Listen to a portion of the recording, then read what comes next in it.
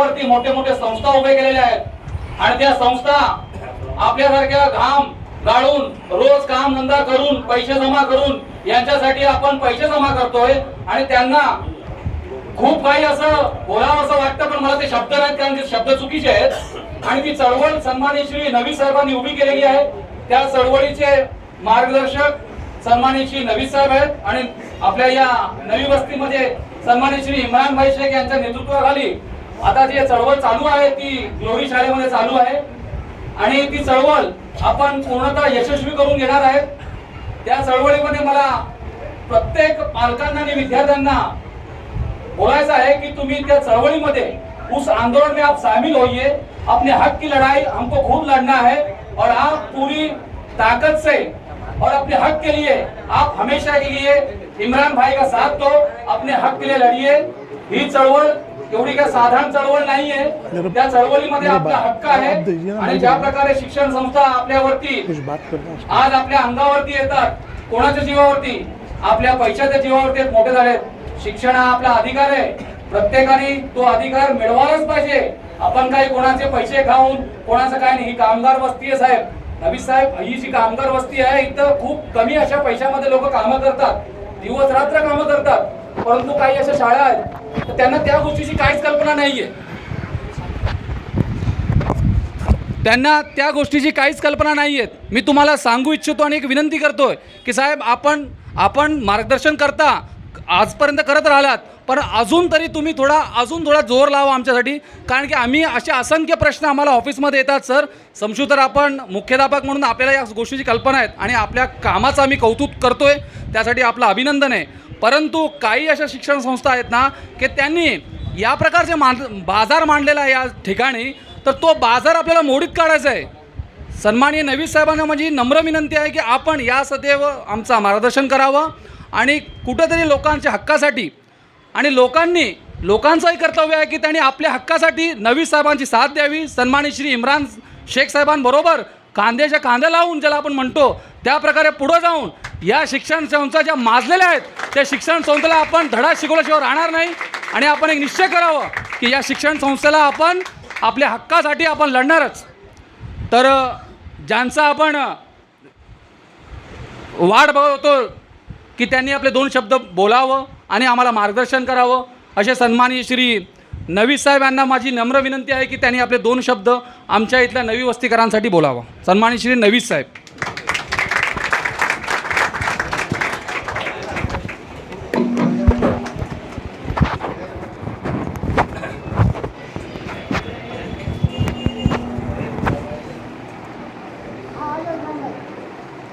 अऊज़ु बिल्लाहि मिनश शैतानिर रजीम बिस्मिल्लाहिर रहमानिर रहीम अल्हम्दुलिल्लाहि रब्बिल आलमीन अस्सलातु वस्सलामु अला सय्यिदिल मुरसलीन व अला रहमतिल लिल आलमीन.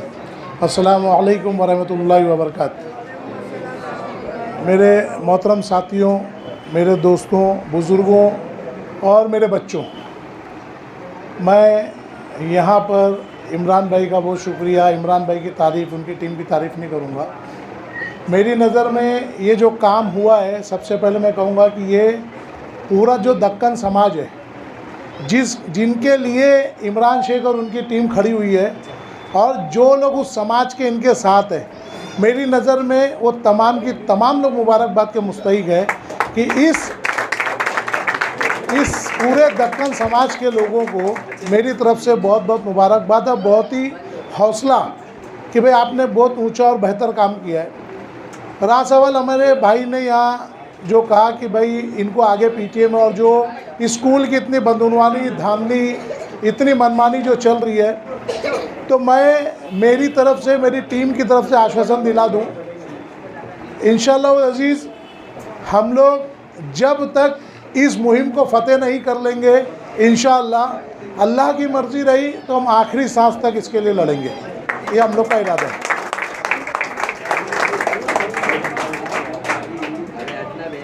रास्ते में हमारे जो रुकावट, जो भी चीज़ आए, बच्चों, मैं यहाँ पर ये दो बातें करने के बाद मैं सिर्फ बच्चों से यहाँ बात करूँगा, तो प्लीज़ मेरी बातों को बहुत ध्यान से सुने. हमारे जो साथी बड़े हैं, पूरा हमारा जो दक्कन समाज के जो हमारे साथी, पूरी टीम, इमरान भाई और उनकी टीम, ये हमारे साथी लोग हैं, इनसे हमेशा बात होती है. या मैं जो मकसद के लिए यहाँ आज हुआ स्टडी सेंटर, तो आपको मैं बताऊं कि भिवंडी में सिर्फ चंद स्टडी सेंटर ही है जो बहुत कुसुम पुर्सी की हालत में चल रहे हैं, और ऐसे शायान शान तो शायद ये पहला स्टडी सेंटर है जो इतने शायान शान, वो भी इतनी पिछड़ी बस्ती में शुरू हुआ। ये बहुत अल्लाह का एहसान है। तो मैं एक चीज़ आपको बताता हूँ, आप मेरे बच्चों इधर ध्यान से सुनो, बाद में अपन सब मिलके मस्ती करेंगे। मेरे बच्चों बाद में सब एक दूसरे को मारेंगे, अपन पहले सुन लो। जो बात बोल रहा हूँ गौर से सुनो मेरे बच्चों। आप लोग एक चीज़ को ध्यान दो, मैं आपके सामने कुछ बातें रखूँगा। एक बादशाह था, वो बादशाह लोगों का बहुत ज़्यादा चहीता था। सुन रहे आप मेरी बात गौर से? वो बादशाह लोगों का बहुत ज़्यादा चहीता था। उसका वज़ीर जो था, वज़ीर, वो अपने बादशाह को बहुत ज़्यादा चाहता था। एक बार पड़ोस के मुल्क वाले कुछ साजिश कर रहे थे उस मुल्क के खिलाफ। अब बादशाह को खबर लगी तो बादशाह ने अपने वज़ीर को एक ख़त लिखा, अपने वज़ीर को एक लेटर लिखा कि भाई ऐसा ऐसा ये मैटर होने वाला है। अब वो वज़ीर को भी अपने बादशाह से बहुत ज़्यादा मोहब्बत थी। अब उसको ख़त मिला, उसके बादशाह का ख़त आया तो उसने सबसे पहले उसको चूमा, माथे से लगाया, क्योंकि उसको मोहब्बत थी ना बादशाह से मोहब्बत थी, तो बादशाह के ख़त से भी मोहब्बत होगी, उसके लेटर से भी मोहब्बत होगी। बाकायदा उसको उसने इतर लगाया,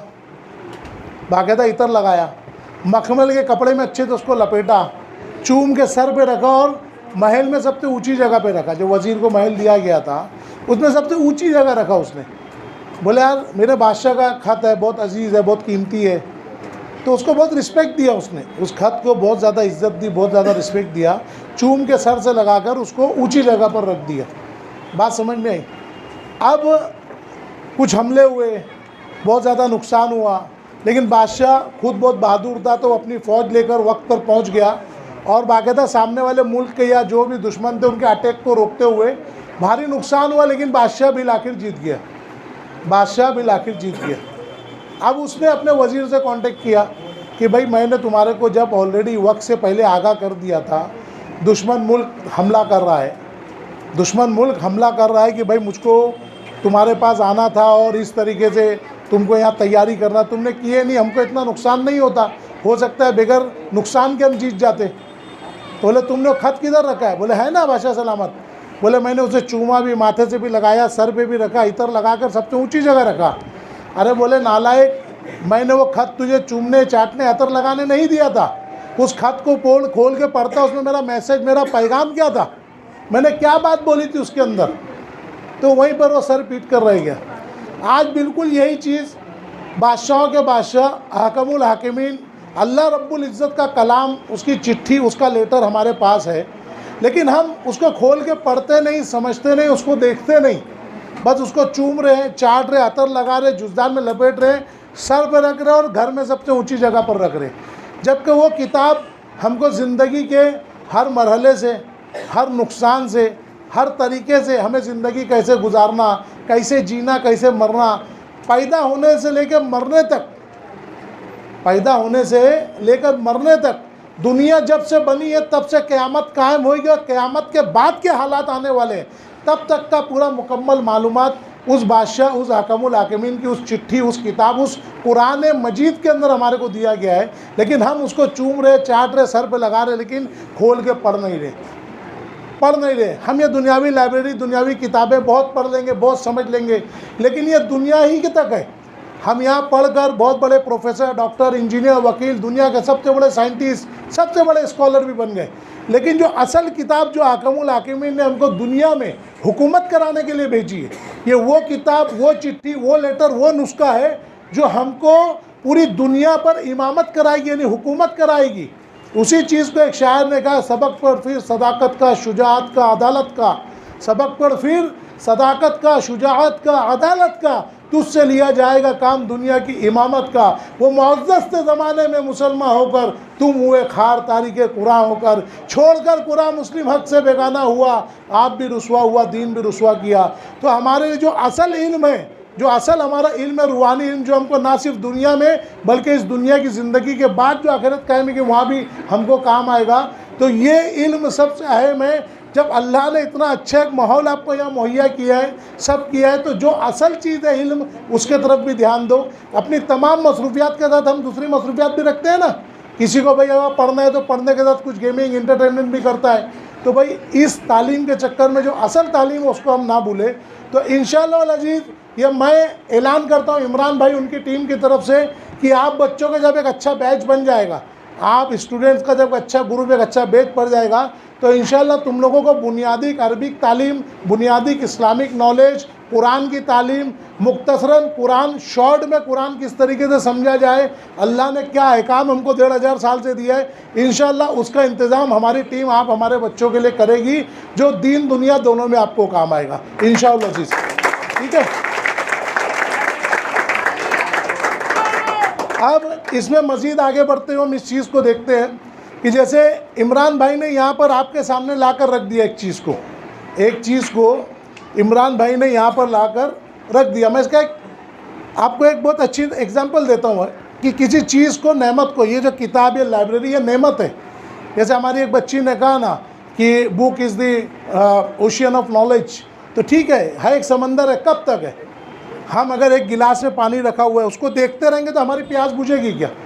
या अगर वो गिलास आपके आंख पे दे दिया, आप पीने की जगह उसको सर पे डाल दिए, तो आपकी प्यास बुझेगी क्या? किसी चीज़ को सही तरीके से सही जगह इस्तेमाल करना ही उसका अहम चीज़ होता है। बात समझ में आई? अरबी ज़बान में इसी को जुल्म कहते हैं। किसी चीज़ को उसके सही, अरबी जो जुल्म वर्ड बोलते हैं ना, अत्याचार हिंदी में कहते हैं, लेकिन अरबिक भाषा के अंदर उसका प्रॉपर मीनिंग क्या होता है मालूम है आपको? किसी चीज़ को उसकी सही जगह ना रखते हुए रॉन्ग प्लेस पर रख देना, गलत जगह पर, इसको जुल्म बोलते हैं अरबी ज़बान के अंदर।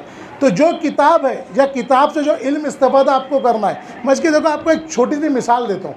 अगर अपन कोई चीज़ सही तरीके से, अगर हम लोग सही तरीके से इस्तेमाल नहीं करें ना, तो होता क्या है मालूम है?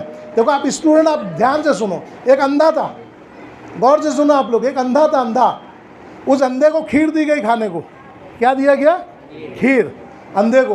अब वो तो अंधा है, देने वाला आँख वाला अंधा। उसने, अंधे ने उस देने वाले से पूछा, जिसकी आँख थी, उससे पूछा भाई ये क्या है? उसने कहा खीर है। उसने क्या कहा? खीर है। अब अंधा पूछा ये खीर क्या होती है? अब वो कुछ नहीं बोल पाया। अरे बोल भाई खीर क्या होती है? फिर नहीं हुआ। बोले अच्छा खीर कैसी होती है? फिर भी वो नहीं बोल पाया। फिर सोचा बहुत सोचा, सोचने के बाद वो बोलते हैं खीर सफ़ेद होती है। क्या बोला उसने? खीर सफ़ेद होती है। फिर उस अंधे ने सोचा भाई ये सफ़ेद कैसा होता है? वो तो अंधा है ना। फिर आँख वाला अंधा समझ रहे हैं मैं किसको कह रहा हूँ? जिसकी आँख है, जिसको दिख रहा है, लेकिन वो आँख वाला अंधा, वो अकल का अंधा है वो। तो वो उसको पूछता है भाई ये क्या है? बोले खीर है। बोले खीर कैसी होती है? बोले सफ़ेद होती है। फिर मुझे ये सफ़ेद कैसी होती है? सफ़ेद क्या होती है, कैसी होती है? अब फिर वो आँख वाले ने कहा, वो सोचा, फिर बोलता है जैसे बगला होता है। क्या बोला? जैसे बगला होता है। फिर अब अंधे ने पूछा भाई ये बगला कैसा होता है? अब इसको कुछ समझ में ना, उसने हाथ को ऐसे टेढ़ा किया और बोले भाई बगला ऐसा होता है। वो अंधा ऐसे छुआ आँख बंद करके। अरे बोले नहीं रे बाबा, नहीं खाने का अपने को। बोले क्यों? बोले बगला इतना टेढ़ा है तो खीर कितनी टेढ़ी होगी। बात समझ में आ रही है आपको? मेरे बच्चों, किसी चीज़ का मिस इंटरप्रिटेशन, किसी चीज़ की गलत मतलब तर्जुमानी, गलत उसका अनुवाद, गलत उसका अगर आप शब्दार्थ करते हो, मिस एक्सप्लेनेशन आप करते हो, तो इंसान एक अच्छी नेमत से महरूम हो जाता है। तो ये लाइब्रेरी, ये आपके लिए एक बहुत बड़ा हथियार है। ये जो आने वाला दौर है ना, ये बंदूक, मिसाइल, बम, इसका नहीं होगा। आने वाला दौर पूरा तालीमी इल्मी दौर होगा। जिसके पास जितना ज़्यादा इल्म होगा वो उतना ज़्यादा मजबूत होगा।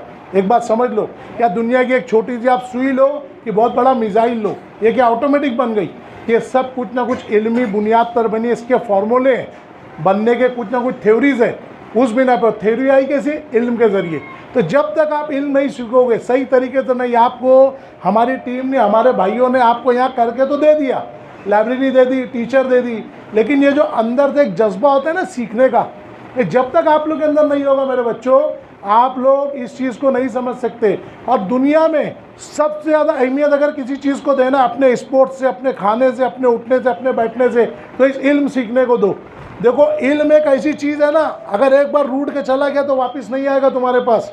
इल्म की अगर इज्जत नहीं करोगे, इल्म की तड़प नहीं रहेगी, तो तुम कितने भी अच्छे मखमल पे सो, कितने अच्छे एसी रूम में रहो, पढ़ाने वाला दुनिया का सबसे बड़ा मास्टर हो, आप नहीं सीख सकते, आप नहीं सीख सकते। इसकी एक मिसाल दो, पढ़ाने वाला मुदर्रिस आला हज़रत मोहम्मद सल्लल्लाहु अलैहि वसल्लम थे, लेकिन सीखने की तड़प हज़रत बिलाल में थी, एक हबशी गुलाम में थी।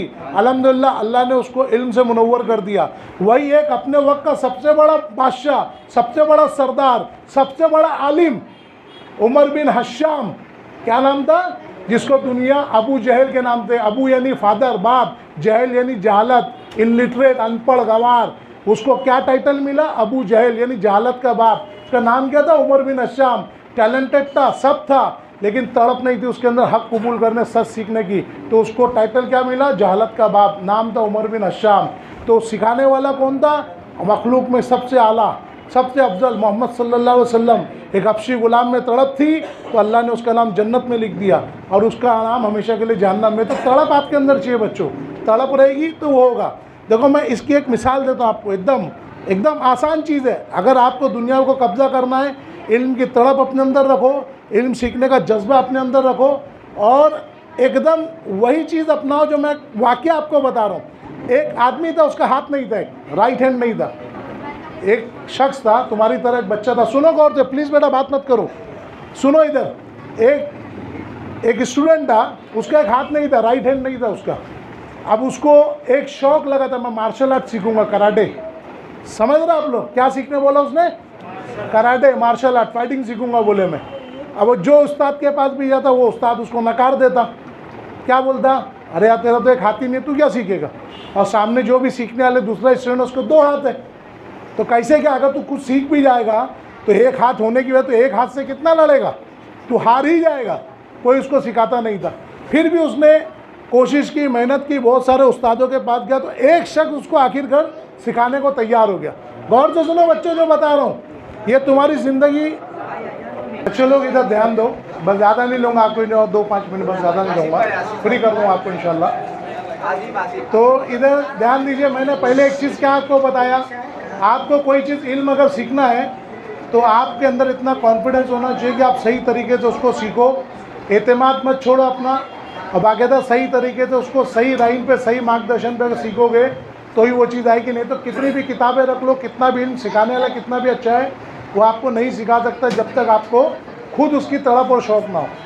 ठीक इसी तरीके से मैंने जो सेकंड आपको बताया कि एक बच्चा था, आप ही की तरह स्टूडेंट था, उसको बहुत शौक़ था, उसको मार्शल आर्ट सीखने का शौक़ था। वो कई टीचर्स के पास गया, लेकिन किसी ने सिखाया नहीं, बोले तेरा तो एक हाथ ही नहीं है, तू दो हाथ वालों से क्या लड़ेगा, तू हैंडीकैप है, कितना भी सीख जाएगा तू दो हाथ वालों का मुकाबला नहीं कर सकता, तेरे में आयब है, तेरे में आयब है, तू नहीं सीख सकता।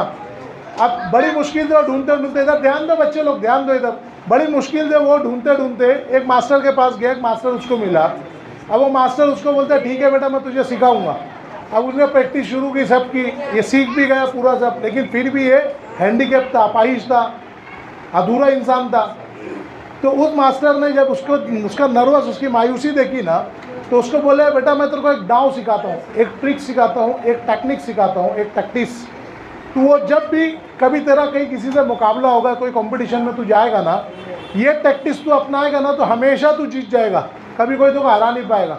तो खुश हुआ, खुश तो बहुत हुआ, लेकिन उसको भी कॉन्फिडेंस नहीं था, क्योंकि वो एक हाथ से नहीं था, उसका एक हाथ ही नहीं था। फिर भी मास्टर के ऊपर भरोसा करके वो किया। अब एक मुकाबले का इनेकाद हुआ, एक जगह कंपटीशन हेल्ड हुआ, वो जाकर उस मुकाबले में अपना नाम लिखा लिया। इधर ध्यान दो बच्चे लोग, बात में करना आपस में प्लीज़। अब उस मुकाबले में वो अपाहिज बच्चा गया, वहाँ पे शामिल हो गया, नाम लिखा दिया। अब उसने वहाँ मुकाबला जैसी शुरू हुआ तो उसने फट से वो दांव खेला और सामने वाले को चित कर दिया। फिर उसका सेकंड राउंड आया, दूसरे को फट से वैसी चित कर दिया। वो जैसे ही मुकाबले में जाता, सामने वाला कोई दांव चलता, इससे पहले वो अपना वही दांव चल देता जो उसको उस्ताद ने सिखाया था, चलना तो कभी हारेगा नहीं, जीत जाएगा।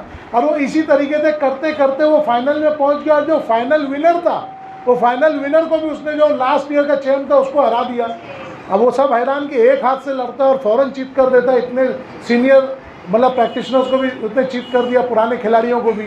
कहे क्या बात है? तो उससे इंटरव्यू लिया गया कि भाई तुम एक हाथ होते हुए कैसे इन सबों को चित कर दिए, कैसे तुमने इनको हरा दिया। अब वो बोले भाई मैं तो ये दांव खेलता था, मैं हरा दिया। कैसे हरा दिया वो मेरे को नहीं मालूम, मेरे उस्ताद ने सिखाया था, उसको भी नहीं मालूम कैसे हरा दिया। अब ढूंढते ढूंढते उसके उस्ताद तक पहुँचे, भाई ये तुमने एक हाथ वाले को ऐसा क्या सिखा दिया, ये दांव चलता है तो फट से मतलब कोई इसका तोड़ नहीं कर पाया, कोई इसके दांव को ना रोक पाया ना तोड़ पाया, ऐसा क्या दांव सिखाया तुमने कि फट से वो खेलते और सामने वाले को हरा देते हैं। अब उसके उस्ताद ने बोले मैंने इसको वो दांव सिखाया हूँ जो दांव के तोड़ के लिए, यानी उसको डिफेंड करने के लिए सामने वाले का दाएं हाथ होना ज़रूरी है। सामने वाला उसका जब ही डिफेंड कर सकता है जब इसके दाएं हाथ को पकड़ के वो अपनी चाल चलेगा। बात समझ में? तो उसका दाएं हाथ जब है ही नहीं तो सामने वाला तोड़ ही नहीं कर पाता। उसके उस्ताद ने उसकी कमजोरी को ही उसकी ताकत बना दिया। समझ में आई बात? तो आप लोग जो भी हो आप इस चीज़ को ध्यान में रखो कि आपको आपकी जो अपनी कमजोरी है ना उसी को ताकत बना। अगर आप ज़्यादा सोते हो उसको ताकत बनाओ अपनी, इतना सो लो कि फिर आपको सोने की आदत नहीं रहे। आप जब पढ़ने बैठो तो कंसंट्रेट करो।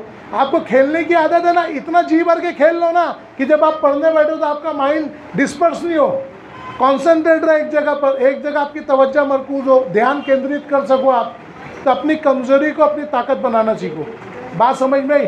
और नॉलेज को कभी भी याद रखो, लोगों की तरह जाग कर आँख में हल्के काले सिया पड़ के भूखे रह के तालीम को एंजॉय करके हासिल करो। एंजॉय इल्म जो है ना, इल्म तालीम जो है ना वो याद रखो, तालीम से बेहतर खेल कोई नहीं, तालीम से बेहतर इंटरटेनमेंट कोई नहीं, तालीम से बेहतर इंजॉयमेंट कोई नहीं। याद रखना मेरी चीज़, आप इल्म को लर्न विथ फन के फार्मूले पे सीखो। क्या बोला? Learn with fun. तो आप कभी ज़िंदगी में कहीं डिफीट नहीं हो पाओगे। समझ में आई बात? मैं अपनी बात को ख़त्म करने से पहले मैं आपको मिसाल के तौर पे एक सवाल करके जाऊंगा। मैं आप लोगों के सामने एक सवाल करके जाऊंगा। इंशाल्लाह जब कभी भी हमको मौका मिला, अल्लाह रब्बुल इज़्ज़त ने मौका दिया, इमरान भाई और उनकी टीम ने कोई और प्रोग्राम रखा, मौका दिया, तो इंशाल्लाह आप लोग उसका जवाब देना मुझको, या फिर मैं आकर इंशाल्लाह आपको उसका जवाब दूंगा। ठीक है? लेकिन नो अटेम्प्ट ज़ीरो मार्क्स। आपको कोशिश करना है, आपको इस चीज़ के लिए कोशिश करना है। मैं आपके सामने 2 वाक्य बोलूँगा, 2 जुमले बोलूँगा। ठीक है? फिल इन द ब्लैंक्स भरते हैं ना अपन, खाना पूरी भरते हैं ना, फिल इन द ब्लैंक्स। आपको ब्लैंक्स में खाली एक वर्ड भरना है, और ब्लैंक्स के अंदर एक वर्ड भरना है, वर्ड। ठीक है? मैं देखो 2 वाक्य बोलता हूँ, 2 सेंटेंस, 2 जुमले बोलता हूँ। गौर करना इस चीज़ को, अगली मीटिंग में आपको इसका जवाब देना है मेरे को। बोलूँ? रेडी हो सब? ओके। देखो हिस्टोरिकल जुमला है, याद रखो। इतिहास पढ़े हो ना? इतिहास सबको रिश्ता भी समझता होगा, हर चीज़ समझती होगी। हुमायूं मालूम है ना कौन था? हुमायूं अकबर का बाप था। हुमायूं अकबर का बाप था। एक वाक्य पूरा हुआ। हुमायूं अकबर का बाप था। हुमायूं अकबर के बाप का दाइश था। वो जो दाइश है ना, फिल इन द को भरना है आपको। हुमायूं अकबर का बाप था, हुमायूं अकबर के बाप का दाइश था। Fill in the blanks. वाखिर दावाना अल्हम्दुलिल्लाह रब्बिल आलमीन।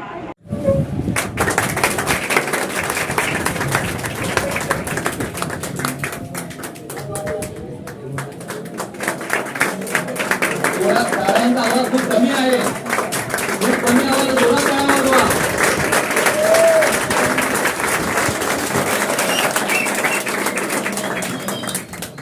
त्याचप्रमाणे आमचे दुसरे प्रमुख पाहुणे श्री शमसुद्दीन शेख साहेब यांचंही स्वागत सत्कार सन्मान्य श्री इम्रान शेख साहेब करत आहेत.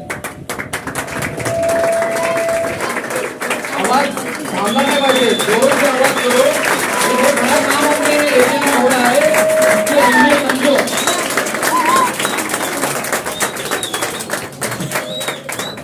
खूप खूप अभिनंदन.